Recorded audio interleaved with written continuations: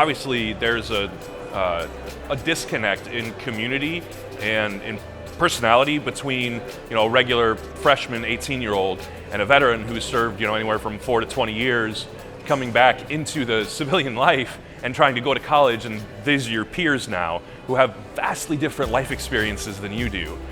So one of the things that we do is, if somebody starts to talk, you listen.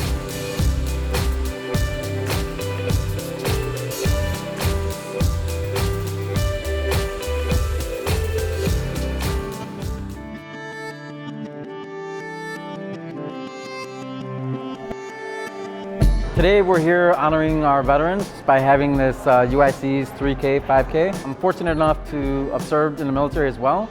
So right away we have that instant connection of a veteran that's coming in. So they know that I've been through it, that I've gone through the same thing that they're going through. And so that instantaneous connection is there. And I kind of help them navigate that process. Because a lot of times, most of our veterans are first generation college students. So they don't know how to apply for FAFSA. They don't know how to register for classes. Our office tries to make that easier for them. They're already dealing with the transition of either leaving from their military base, now coming to the city that they might not know. They've been out of high school 4 or 5 years, so they don't have any support system to kind of help them navigate that process. So with our office, we try to make that transition a lot easier for them. I was a CTI, which is Cryptologic Technician Interpretive. I was a linguist, actually. So I studied Russian, got an associate's degree in Russian, and then I was at the National Security Agency for 4.5 years doing stuff.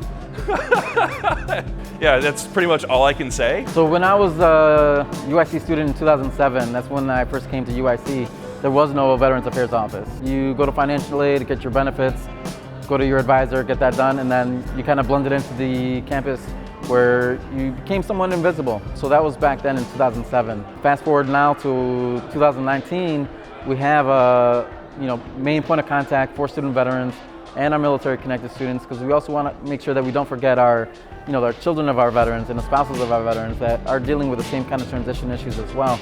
And so it makes it easier for them to know that they can go to a specific office and talk about the transition situation, their benefits, and not feel like they're being pushed in different directions.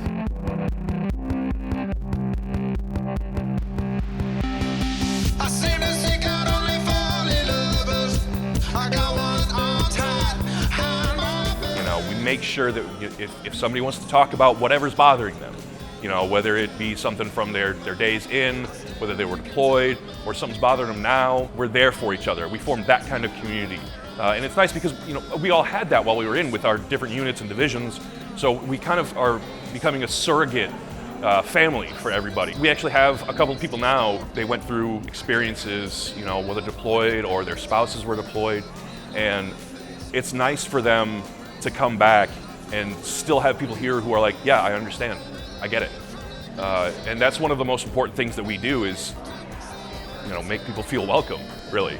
It never leaves you, it changes your life, really. I'm a completely different person now than I was when I went in, and it's always gonna, that community's always gonna be there.